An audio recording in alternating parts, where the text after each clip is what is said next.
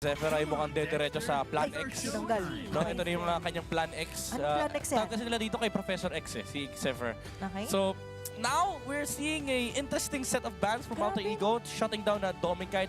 And feeling ko, ang point of contention dito ni Zephyr is yung Sora. Sora first pick. Kasi kapag nakuha niya yung Sora, basically, he's gonna force the Granger matchup para kay Domin kasi wala na yung mga viable marksman. Yeah. So, we'll see if Aurora can actually contest this, you know, kasi so far, mukhang tama yung idea, no? Na parang pilitin mo yung ganitong matchup, makukuha nila yung Sora either way, and mauubos yung option for... What? That No, is no, something na medyo caught off guard tayo. Pero going back dito sa bans, no? Kung kanina sabi natin may lista agad si Coach Zephyr dito, come what may. Kasing Prayo, Grak, pick dito, yung reaction mo midnight. Why is that? Kasi wala ka ng good lane. Now they can just get Sora, and you can say na RP can play Esmeralda. Tingin nila ito yata yung nagpahirap ng uso sa kanila eh. True. Oo. But also, if you look at other aspects, again, ang daming hawak ng Aurora. Ayan na yung Granger. They still gave the Sora, by the way, which is very weird for Aurora. Or baka bait din kasi yun. Remember, ginagamit din kasi ni Edward. And No, they gave the Sora to Alter Ego. Oh, binigay eh. Binigay And wala silang Valentina. ayaw nga pala, tinanggal nga pala ng Alter Ego yung Valentina. Leopard, is it still an option dito? I think... Kasi may Jushin. I think it's hard kasi may Zushin tapos bukas lahat ng utility jungler. And then I think ang idea ng Aurora dito, there goes the CC. I think ang idea ng Aurora dito is they will get the choke Ranger, maybe choke second phase kapag binan niya ng EE, there's still the Kalea. Ayun, di ba? So, honestly, for Aurora, just get the Sora. It's a free Sora game. Oh, pwede na nga ang Sora dito. Kung ilalagay pa nila sa second phase, baka matanggal din to ng Alter Ego. Naubos eh. May tama ka doon, merong Kalea na pwedeng kunin na rin kagad ng Aurora. Kasi ang daming option pa ng jungle dito para sa Aurora. May assassin pa sila na option, may utility din sila na option. Na-realize nila dito, Burrito Midnight, na parang hindi gumagana yung tanggalan natin ng hero CC Demon kahit hindi nag-matter. So, inaban nila yung approach nila. Kaso, sobrang wild ng open na options. What if hiram sila ng hero? Okay, any Granger Cho. Hiram sila ng hero mula sa Aurora Turquie. What if Demon kahit Harley? Wait. Medyo... Kasi so far walang sagot yung AE sa mobile jungler. Akala ko Mobile Legends eh. Well, so far, mukha naman So against far. other teams pero against Aurora, parang wala silang sagot sa Mobile Legends. O nga eh, kailangan mo lang i-consider dito is yung panggugulo ng Grak eh. Pero kung may choke ka naman, parang tabla lang din. Yeah. Yung mangyayari dito. Bakit tinanggal nila yung Uranus? Uranus ang aalisin. Tama nga naman kasi wala nga silang pang-burst dito. Yeah. Continuous damage lang nga kanilang aasahan. Kasi nakikita ko rito, if they get the Sora and then Alter Ego answers with let's say Esmeralda, okay, tinanggal na yung Sora. Pero yung line of thinking lang, no, kapag kinuha ng Aurora yung Sora and Alter Ego gets Esme and Leomord, by the way, kailangan tanggalin ng Aurora yung Esme, then they can just answer up with Harley last pick, tapos wala kang threat versus the Harley. You know, just think it out loud, no? Kasi may flex potential itong lineup ng Aurora. They have incredible early game tempo. Kailangan nila ng damage dealer talaga. Wait. Okay, so they might want to take the Esme. Red 4. It blocks a lot of XP heroes from Alter Ego, by the way. Wala yung Lapu-Lapu. Even yung Phobius mawawala kasi Esme can just dance around the sobrang Ego. adjusted, no? Yeah. And ngayon, para sa Aurora, as you mentioned, yung side pa rin talaga kay Edward. Doon ulit tayo babalik eh. Yun. Edward, Ganda. ulit yun naman. Gagaling ng mga draft. Hindi na nila pinalusot. Kala ko makakalusot eh. Yeah, so they get the Lapu for free, honestly. Okay.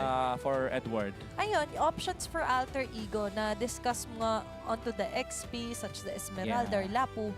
Pero medyo problemado ulit si Yasuke. Yeah, unless they want to pick up the jungler here. O may Guinevere si Yasuke, so Aurora might want to steal that away. Kaso ang problema, hindi ganun kaganda yung Guinevere. So they go for the Prente. Yeah, they want to save up the last pick for the EXP matchup. So Alter Ego, again, open yung Lapu, open yung Phobius. Ayun na. Knowing na wala na yung Sora. Wala na yung Sora and Esme. Tingnan natin kung ano ba magiging ruta nila dito. Actually, kung crowd control lang ang iisipin mo, parang pwede ka nang gumudon sa isang Lapu, no? Yeah. Ganun din naman ng Phobius. Pero kasi ang mahirap sa Phobius, walang pantakas eh. If ever man na mag-dive siya, Baka yakap-yakapin Ayun na yun. lang siya dito ni Demon kahit ng friend rin niya eh. Actually, yesterday may pinakitang Ruby biglang liko. Si Nino, Si no? Nino, oo. It's good against Uranus. Kaso ang problema wala yung Uranus dito. They can pick it up, but ideally, you go for Leo na, honestly. Okay, nahawakan nila yung Leo more than Lapu Nasa para dito? dito sa XP. game 3. Oh, glue. Glue? Kaso may, si Patrick. kaso may CC eh. Mahirap, parang lugi kasi. Options, even the Arlot is open here pero para kang mahihirapan. Arlot, Arlot, okay, yeah. Nakita natin may Lapu but still a possible option for Si Edward Mr. yun. Consistent. Si Arlot Edward Fred. yun eh. Ayoko na pala siya i-doubt. Oo nga, sorry. Tapos may kasamang Fred rin. Arlot friend, ang ganda na ito. I think it's a good Arlot game, honestly. Oo. Either Arlot Or, or Konti ng option eh. Lucas, joke lang. Wag naman. I mean, glue na lang. Doon Glue, tayo Yung sa glue dalawa. kasi ang problema niya is Yung sa may CC. damage and may Oo, CC yung din. CC. Yung So, alter ego. possible option, just add additional setup here Yeah. sa front. Kasi Kung Chu alone, parang hindi enough para Focus. bumaban Arlot. sila. And yung Arlot. Arlot nga, Sobrang classic ng draft ng Aurora. I like this so much. Even though ang dami niya problema yung Grok and Eve, I think it warrants a good early game for Alter Ego to actually sort of like slow down this game. Kasi kung titignan mo itong hero pool ng Aurora, at some point, naging isa sa mga pinakamalalakas na comp. And then Team Liquid found the Exodia. Pero aside from that, Aurora, if they give it a good start for Dominkite, let's say makakuha ng early Sky Piercer stacks, then it's almost GG. Oo. Medyo kailangan nating isipin ngayon kung paano lalaruin ito ng Alter Ego, Aurora Gaming. Ang maganda naman, hindi nila masyadong problemahin yung kanilang jungle kasi, again, kahit may Grok, pwedeng makipagsabayan, makipagpalitan ng mukha itong friend rin na to. pero tingnan natin kung makakasabay na ba dito ang Alter Ego as Aurora Gaming PH eyes out the match point win kung sakaling makuha nila ang Game 3 win sa titulo na to. Tingnan natin sabay-sabay as we move forward onto the Land of Dawn. This is the battle pa rin ng Alter Ego laban sa Aurora Gaming PH. Gusto ko lang sabihin na kahit naman di sila magpakipagpalitan ng mukha, mga gwapo naman yung mga players ng Tama Aurora. naman. So hindi kailangan. Tama Ang naman. kailangan lang ni Demon Kite dito is makapagbigay ng espasyo para doon sa Granger. Oo, alam mo naman, medyo mahirap din alagaan talaga itong Granger na to kasi isa lang ang dash niyan, pre, kapag nagamit at nakommit mo na, medyo delix ka na. Yeah. Pero so far naman, hindi natin nakikita yung Alter Ego na gano'n. No? Parang dun sa first 2 games, hindi laging si Dominkite ang nagiging punteriya nila, no? Tsaka maganda yung feel ng Aurora this time around. I feel like nga na yung Claude Harrit ban nawalan ng silbi. Kasi they just rush into this Granger and they protected it so much na to the point na yung plano ng Alter Ego na pilitin sila na ito lang yung set of heroes na lalaroin nyo and we have answers for it, parang hindi sapat. Kumaga, bitin yung problema na binigay ng Alter Ego Esports. And ito yung specialty actually ni Zephyr. Yung instead na solusyonan mo yung problema, i-force mo sila sa isang comp na makakapagbigay ka ng sobrang daming problema. It's just that it feels like that the problem for Aurora Gaming PH isn't that big of a problem. Oo nga eh. Alam mo, dun ko rin makukomment itong si Coach Zephyr, no? Ang galing niya talaga makipag-microhan ng utak dito eh. Oh, wait ka. Yue. Nakita na rin naman itong si Alec. Ngayon, si Demon Kite, level 4 na rin naman. Si Doming, hindi pa tapos dito kay RP. Kanina pa siya binabato ng Yoyo dito. And wala namang magkakamatayan. Kaya lang problema. Ang tapang ni Doming Kite. Kalma lang, boss. Kalma lang. Palaban talaga eh. Okay? Dugong palaban eh. Okay, hampasan dito si Light. Atras muna siya, wala pa naman siyang level 4. Ayun na naman, di pa tapos talaga dito si RP, pre. Pinahihirapan talaga si Doming, ha? Normal naman yan, yung CC na lumalamang talaga versus the Granger. Oh, Hidwe! Siya na naman na napagtripan. Nakapula rito kay Light. And nakakuha ng first blood yung rover ng Aurora Gaming PH. May liwanag na naman sa simula ng start ng game. And si Yazuki nanakawan ng turtle and siya ay tutumba Demon Kite with the secure on the first objective. A big win para sa Aurora. Men, akala ni Yasuki, babanatan ni Demon Kite yung pagong. Hindi eh, hindi niya hinampas eh. Alam niya na maliit yung buhay ni Yasuki. Oh, Light! Lumita rin ang buhay dito ni Nino. Si Light ngayon ay mamamatay, pero nakabawi din naman si Yue. Men, napapanis na si Nino dito. Hindi lang napapanis din sa larong to. Oo, napapanis kasi kanina pa hindi makapaglaro yung explainer ng Alter Ego and hindi ito kasalanan ng player. It's just that yung Aurora Gaming PH binibigyan si Nino ng super Edward treatment. Yun nga yung paulit-ulit na nangyayari dito. Kanina pa natin napapansin eh, wala talaga silang pakialam dun sa gold lane. Ang goal lamang nila ay makalamang dito sa XP. Ngayon, tinawag na si Berbier. River Manipulation na gamit. Kijumi ngayon nata ang pupuntahan. Nakasipa na rin si Yasuki. Second death. Mula dito kay Yasuki, pumasok na ang Northern Lights. At nakadalawa na rin itong si Demon Kite. Pare, sinipa yung kabayo. Medyo mabigat-bigat yun. Pero sinipa niya rin yung kabayo. Pre-partida, may nakasakay na tao doon ha. Nakasakay. Ang bigat. Grabe yung paa ni Lightman. Legs of steel. Malabruno. Men, ibang klase. Ayan din naman oh. Penging gold. Penging gold. Bumaplato pa, humihingi pa ng gold dito. Kasi ang trabaho niya is i-pressure yung mapa Oo. against Alter Ego Esports. And habang ginagawa niya yun, nakakakuha siya ng gold, nakikita niya yung Grack, nagkakaroon siya ng maraming gold from the Robe Blessing. Ayun, lamang siya ng 892 versus Wow. Alec. Malaki yan. And itong build na sobrang laking tulong niyan kapag natapos yung Antique Keras, heavily reduced yung damage output ng tatlong heroes on the side of Alter Ego. Ayan, palaban talaga dito si Edward eh. Ayan na, Yasuki. Parang may idea siya ata na may tao dito. Si Yue, sisilipin na rin. Doming Kite ngayon ang tinitingnan ni Alec at ni Arfi. Tatlong miyembro mula sa Alter Ego. Magpapalit sila ng discarte dito. Pero nakita na sila ni Demon Kite. Oo. Ano, hinarangan. Hello, Yujumi. Sinara. Napaplikar na naman. Kinabahan. Nagkape sa umaga. Men, alam mo, minsan talaga, baka nakakarami ka na ng Red Bull pa rin. Oo, pag sinasobra ka sa Red Bull, minsan ganyan talaga eh. Ganyan talaga. Yung pakpak mo, hindi mo pa sinasabi ng lipad, lumilipad na eh. Oh, yan na.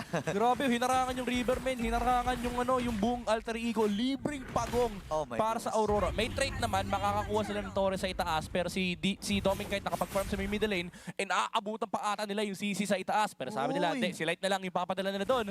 And tamang farm lang si Doming Kite. Oh, ayos pa rin to ha. Oy! Oy, tech charge. Pero grabe yung reflexes ni Yue dito. No? Bibit-bitin si Alec.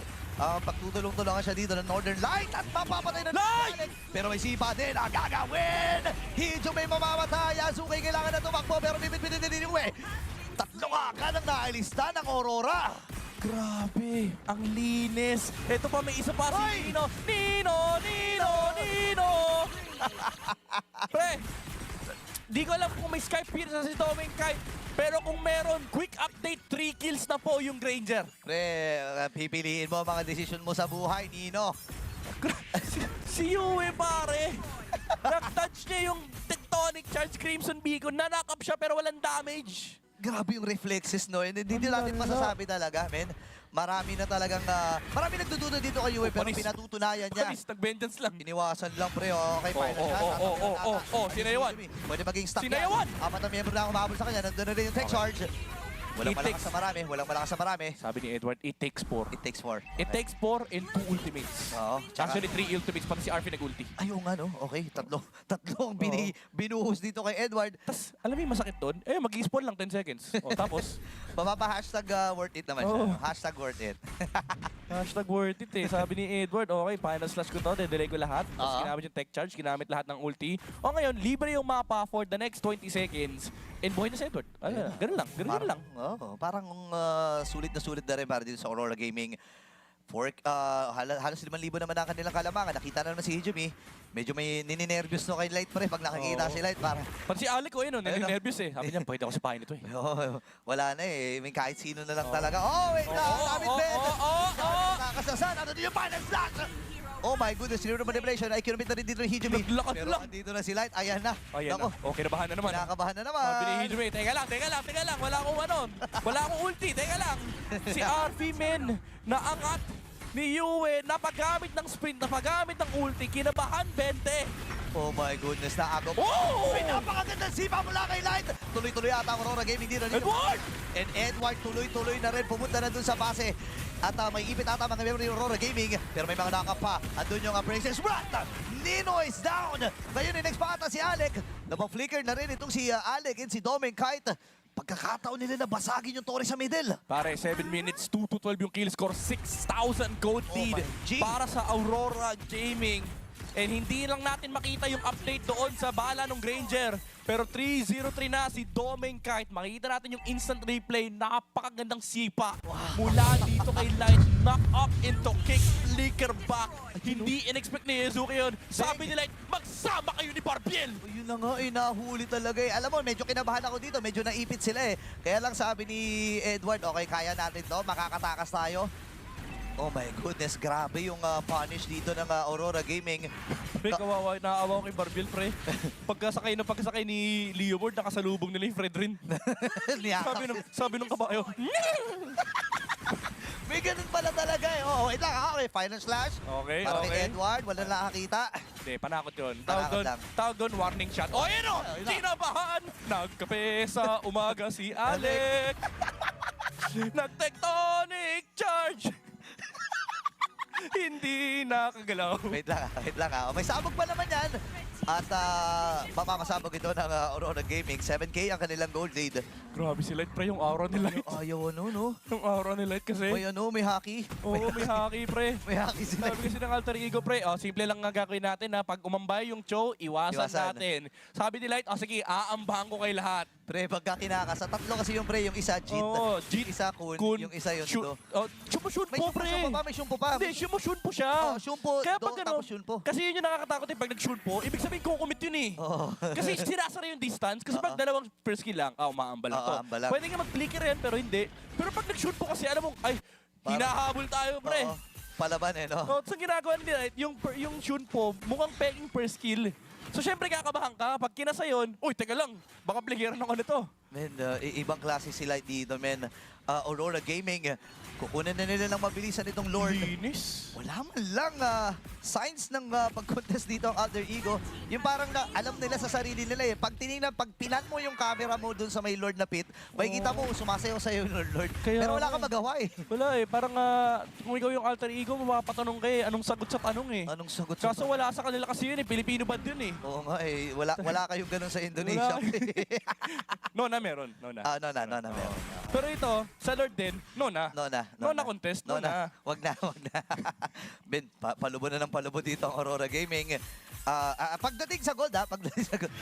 Hindi literal okay? Oh, pagdating sa gold. Pagdating lang sa gold, sasabay ata sila dito. Oy, Lord RP, sa middle. Makulit ka, RP baka hindi mo mabibait yan, si Mr. Consistent yan eh. Ayan Oh. It takes four! Ay! It takes four! Mighty Swing Flicker out! Flicker sa mukha! Mula kay Edward! ngayon nakahabulin niya! Ilan kayo?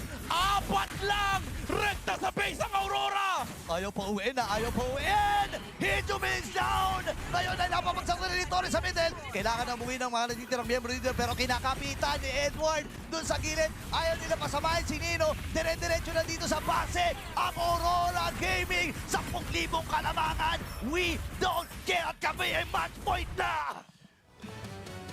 Aurora Gaming Philippines one step closer from being great! Isa na lang! Oh my